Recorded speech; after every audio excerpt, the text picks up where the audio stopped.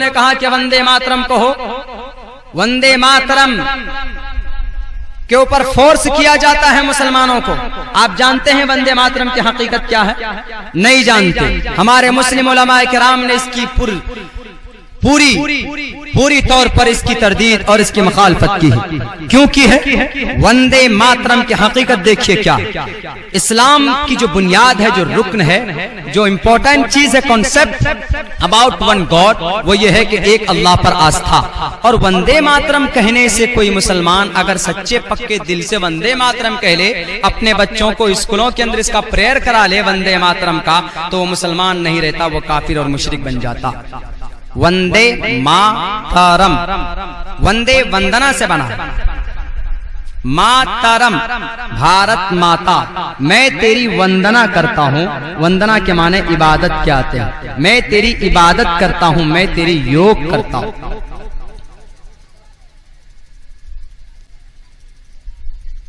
ये जिन लोगों को मालूम है उन्होंने ये आवाज नहीं उठाई।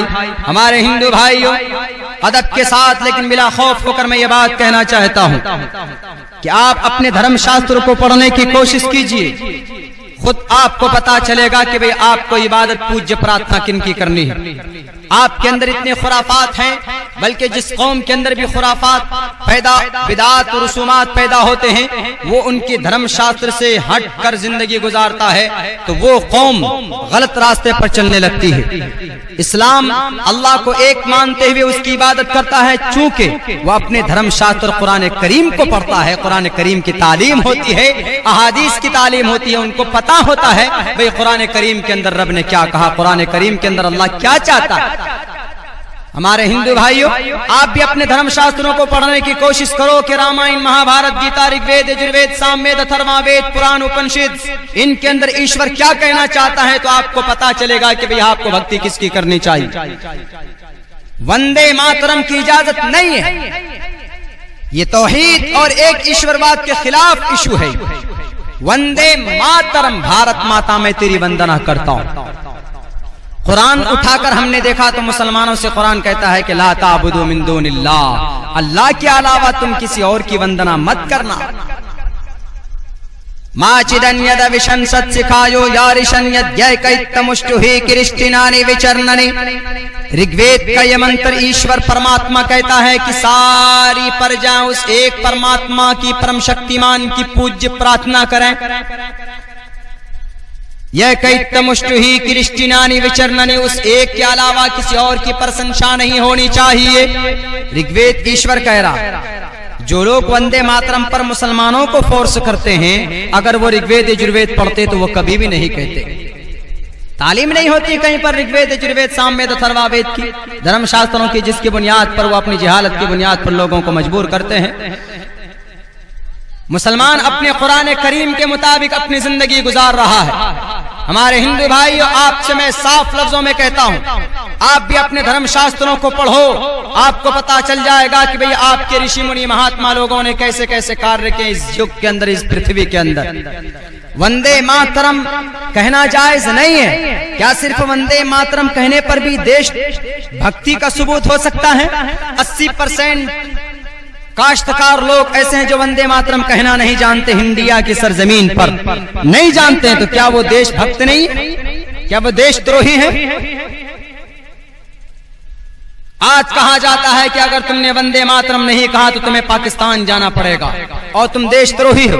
अदब के साथ हमारे हिंदू भाइयों, मैं जानता हूं कि हिंदू मुसलमानों के बीच में गंगा जमनी तहजीब है, भाई भाई आपस में मिलकर रहना चाहते हैं। आपके इलाके के अंदर भी होगा, हमारे इलाकों के अंदर जाओ आप, एक दूसरे के फंक्शन के अंदर हिंदू मुसलमान शिरकत करते हैं। अगर हिंदू भाई की शादी होती है तो मुसलमान जाते हैं। और शरीय एतबार से हिंदू भाइयों के मजहबी त्योहार में मुसलमानों को नॉट अलाउड, इजाजत नहीं है। बाकी आयादत के लिए भी जा सकते हैं और भाईचारे के लिए भी उनके प्रोग्राम में, किसी ऐसे प्रोग्राम में जिसमें आपकी शरीयत की और आपके इस्लाम की उनकी बेइज्जती तौहीन ना हो। शादी ब्याह के अंदर खाने पिलाने के अंदर आप जा सकते हैं, कोई हरज नहीं है, लेकिन उनके मजहबी त्योहार में आपको इजाजत नहीं है। आज के डेट में भी भारत के अक्सर इलाकों के अंदर भी हिंदू मुसलमान मिलकर रहना चाहते हैं, लेकिन कुछ बहरूपिये जो इख्तिदार में है, कुछ फसादी लीडर जो हिंदू मुसलमानों को लड़ाकर, कुछ हिंदू भी हैं कुछ मुसलमान भी है, जिनका परमात्मा उनका ईश्वर नहीं है बल्कि उनकी परमात्मा उनकी कुर्सी है। वह हिंदू मुसलमानों को लड़ाकर राज्य करना चाहते हैं। आप नहीं जानते कि भाई हिंदू मुसलमानों के बीच में क्या रिश्ता है। अभी मुजफ्फरनगर के अंदर कुछ फसादात हुए थे, वहां पर हमारे हिंदू भाइयों ने मुसलमानों की इज्जत और आबरू की हिफाजत की है। आप तारीख नहीं भुला सकते।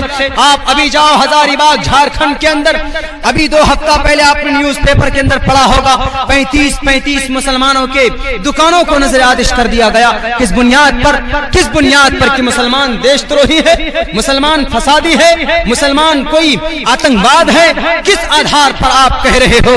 भाई श्री कृष्ण का पैगाम है अहिंसा सत्यम करो दस्तयागा शांतिरपैशुनम दया बुलेश्वलो लूप तवम हीर चापलाम। श्रीमद् भगवत गीता 16वां अध्याय 2 मंत्र। श्री कृष्ण जी विष्णु के 8वें अवतार महाभारत के मैदान में कौरवों को और कंस मामा को मिटाने के लिए श्री कृष्ण आए थे इस दुनिया के अंदर।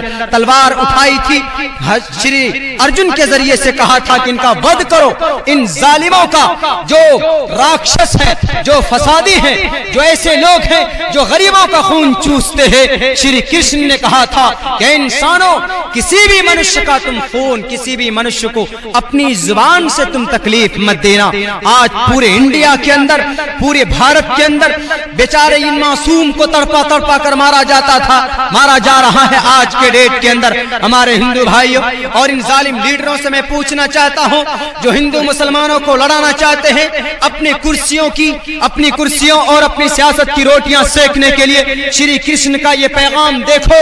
उधर एक परमात्मा भगवान कह रहे हैं श्री कृष्ण जी, अहिंसा सत्यम करो दस्तयागा। किसी इंसान पर अपनी जुबान से उनको तकलीफ मत देना।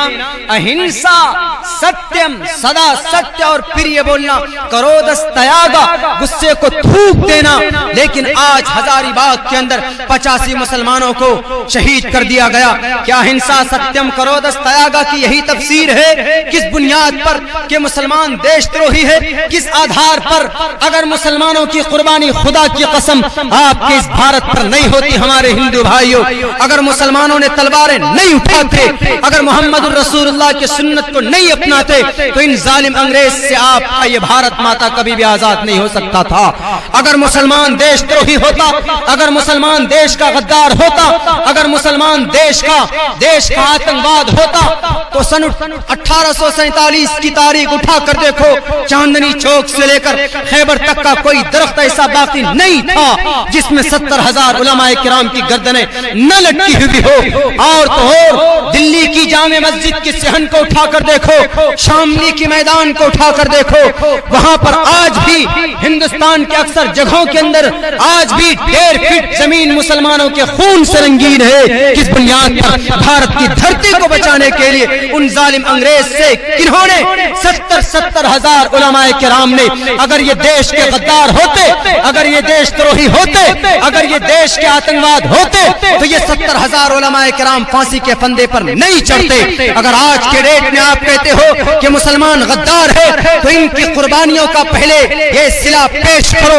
और तो और आपने ये कहना शुरू कर दिया कि मुस्लिम बादशाहों ने तलवारों के आधार पर इस्लाम का प्रचार किया था। किस बुनियाद पर? और नाम जोड़ दिया कि अल्लाह के साथ अकबर बादशाह का नाम लिया जाता है। आप जरा इनकी तारीख को दोहराओ। अगर ये मुस्लिम साम्राज्य नहीं होते, अगर ये मुस्लिम बादशाह नहीं होते, कसम खुदा की पूरी दुनिया के अंदर आज आगरा का ताजमहल 7वें अजूबे के नाम से जाना जाता है। अगर मुसलमान इंडिया का देश का गद्दार होता, अगर अपने भारत का गद्दार होता, तो आगरा का ताजमहल नहीं बनाता। अगर मुसलमान इस देश का देशद्रोही होता, तो ये दिल्ली की लाल किला कभी नहीं बनवाते, ये कुतुब मीनार की बुलंदी नहीं देते। ये किनके बनवाए हुए हैं? इन्हीं मुस्लिम साम्राज्यों के बनाए हुए हैं। और तो और मुस्लिम अलीगढ़ यूनिवर्सिटी पूरी दुनिया के अंदर 45% हमारे हिंदू भाइयों के स्टूडेंट और उनके बच्चे पढ़ते हैं। अगर मुसलमान इस देश का गद्दार होता तो इतनी सारी हिस्ट्रिकल पैलेसेस नहीं देते। हम कहते हैं, आज भी कहते हैं कि मुसलमान अगर कुर्बानी पेश नहीं करते तो आज ये भारत माता, आज ये भारत की सरजमीन आजाद नहीं होती। क्या जरूरत थी मौलाना कासिम नानोतवी के कनपट्टी पर गोली लगवाने की? बेहोश होकर गिर गए, खून का फव्वारा निकल रहा है। किस बुनियाद पर? देश को बचाने के लिए बालाकोट की पहाड़ी पर तोप के सामने खड़े होकर मौलाना हुसैन अहमद मदनी ने कफन बांध कर कहा था, जालिम अंग्रेज, तेरे किसी तोप के गोलों में वो ताकत नहीं है जो हुसैन अहमद मदनी के सीने को चीर कर निकल जाए। कफन सर पर बांधी हुई है अपने इस देश के लिए। इसका जवाब तो हमारे हिंदू भाइयों, उन जालिम लीडरों से मैं कहना चाहता हूं जिन्होंने आज के डेट के अंदर मुसलमानों को दहशतगर्द कहना शुरू कर दिया है। और उन्होंने कहा, मौलाना हुसैन अहमद मदनी ने कहा, किसी AK-47 की गोलियों में वो गर्मी नहीं जो एक देश, सच्चा देश भक्त हुसैन अहमद मदनी के सीने को चीर कर निकल जाए। पूरी दुनिया जानती है ये तारीख किस बुनियाद पर अपने इस देश को बचाने। फिर क्यों कहा जाता है कि मुसलमान देश का गद्दार है, मुसलमान देश द्रोही? वंदे मातरम के ऊपर क्यों फोर्स करते? ठीक है, मुसलमान वंदे मातरम कहेगा, मुसलमान वंदे मातरम कहने के लिए तैयार है, और आप इस हिंदुस्तान को हिंदू राज्य बनाना चाहते हैं, वो भी एक्सेप्ट है। खुशी से 25 करोड़ मुसलमान आपको तस्लीम करेंगे कि हिंदू राम राज्य भी कायम कीजिए आप, और वंदे मातरम भी हम कहेंगे। लेकिन there is only one condition. क्या है वो? धर्म शास्त्र। ये शास्त्र विधि मुत्सुरज्य वर्तते काम कार्ता न सिद्धिम वाप्नुति न सुखम न पराम गतिम। श्रीमद् भगवद गीता 9वें अध्याय का 23वां मंत्र ईश्वर कहता है, ये शास्त्र विधि मुत्सुरज्य, जो मनुष्य धर्म शास्त्रों को मुत्सुरज्य छोड़ देता, नहीं मानता, ऋग्वेद यजुर्वेद सामवेद अथर्ववेद, वर्तते काम कार्ता, नफ्स परस्त हो जाता है, ना सा शुद्धिम वाप्नुति, उसको निजात नहीं मिलती, न सुखम, न सुख मिल सकता है, न पराम गति, न पर मरने के बाद वो कभी स्वर्ग जा सकता। कौन? जो इंसान धर्म शास्त्रों को नहीं मानता। भगवत गीता 5वां वेद जिसको कहा जाता, हमारे हिंदू भाइयों के हर घरों के अंदर पढ़ा जाता है ये। अब देखिए, श्रीमद् भगवत गीता का ये पैगाम हमारे हिंदू भाइयों के लिए जरूरी है कि वेदों को मानो। अब वेद क्या कहता? वंदे मातरम के सिलसिले में सुनिए, तस्सैते भक्तिवान से शियामा, ए परमात्मा हम तेरी भक्ति करते हैं, भारत माता की भक्ति नॉट अलाउड, इजाजत नहीं, हम भक्ति तेरी करेंगे। और भारत माता की जमीन और इस भारत की धरती पर कोई आंख उठाकर देख ले तो हम उसके आंख को फोड़ दें। हम भक्ति सर तस्सैते भक्तिवान से शियामा, ए परमात्मा हम अपने सर तुम्हारे सामने झुकाएंगे, लेकिन भारत के लिए अपने सर को झुकाएंगे नहीं, अलबत्ता हम कटाने के लिए तैयार। ऋग्वेद कह रहा है, तस्सैते भक्तिवान से शियामा न देवा मुरच्छलामया। मट्टी के अंदर परमात्मा नहीं हो सकता, कंकर के अंदर ईश्वर नहीं हो सकता। कहां है वो? हम सबके दिल दिमाग के अंदर, मन के अंदर। न संदरोषी स्थिति रूपमस्या न चक्षुषा पश्यते कश्चनैनम। परमात्मा हर जगह मौजूद है, सिर्फ एक भर धरती के ऊपर नहीं। जितना धर्म हमको प्यारा है उतना ही हमको ये देश भी प्यारा, ये मुल्क भी प्यारा, मोहम्मदुर रसूल, बल्कि देश से मोहब्बत करना ये मोहम्मदुर रसूलुल्लाह की सुन्नत भी। आप अलैहिस्सलाम जब मक्कतुल मुकर्रमा से बाहर जा रहे थे, उन जालिम उत्बा शैबा वलीद हंज़ला ने आपको मजबूर कर दिया था हिजरत करने पर, तो रब बाहर निकल कर रो कर कह रहे थे कि काबा ए मक्का, तुझसे ज्यादा प्यारा इस कायनात के अंदर कोई शहर मुझे नहीं है। अगर ये लोग मजबूर नहीं करते तो मैं तुझे छोड़कर नहीं जाता। तो देश से मोहब्बत करना नबी पाक अलैहिस्सलाम की सुन्नत। मुसलमान वो है जिसका सर रब के सामने झुकता है और अपने देश के लिए जिसका सर कटता है, झुकता नहीं है, कट जाता है। 70,000 उलमाए ने अपने सरों को काट दिया अपने देश के लिए, देशभक्ति के लिए। तो वंदे मातरम कहने की इजाजत वेदों में भी नहीं है। वेद साफ लफ्जों में कहता है, न तस्य प्रतिमास्ति यस्य नाम महद्दसा, उस एक परमात्मा की प्रस्तिश करो जिसकी कोई परमात्मा, जिसकी कोई तस्वीर नहीं है। अगर आप कहेंगे इसकी परमात्मा, इसकी भक्ति करो, तो इसकी तो एक बॉडी है ना, जमीन है। न संदरोशी स्थिति, जमीन के अंदर परमात्मा नहीं है, परमात्मा हर जगह पर मौजूद, अल्लाह हर जगह पर मौजूद, ईश्वर हर जगह पर मौजूद। तो जब वैद मना कर रहा है तो इसीलिए हम उसको फॉलो नहीं कर सकते। तो अब जितने भी हमारे इन जालिम लीडर हैं जिन्होंने कहा कि वंदे मातरम कहो, अब उनको इस मैटर पर अमल करना चाहिए कि वंदे मातरम के ऊपर मुसलमानों को फोर्स ना करे। क्यों? मुसलमानों का कुरान ही नहीं, उनका वैद भी मना करता है। मुसलमानों का कुरान तो मना करता है साफ लफ्जों में, ला ताबुदू मिन दूनिल्लाह, अल्लाह के अलावा किसी के सामने सर मत झुकाओ। तो मुसलमानों ने एक्सेप्ट कर लिया, लेकिन वंदे मातरम की मखालिफत वैद ऋग्वेद कर रहा है। तस्से ते भक्तिवान से शियामा, परमात्मा तेरी ही भक्ति करते हैं, किसी और की नहीं। तो वंदे मातरम में तो भारत माता की भक्ति आ जाती है, तो फिर तो शिर्क हो गया। जब शिर्क हो जाता है तो फिर क्या अंजाम होगा? अंधंतमा पराविशंति संभवती मुपास्ति ततो भूय व्योति तमो संभूति अमृता। अंधकार में जाने के लिए तैयार हो जाओ, जो एक ईश्वर को नहीं पूछते हो, एक परमात्मा को नहीं पूछते हो। विष्णु ब्रह्मा शिव इंद्रम मित्रम मित्रा वरुण, ये एक खुदा के नाम है संस्कृत के अंदर, संस्कृत के अंदर नाम है। दुनिया की सबसे पुरानी जुबान जो है वो संस्कृत।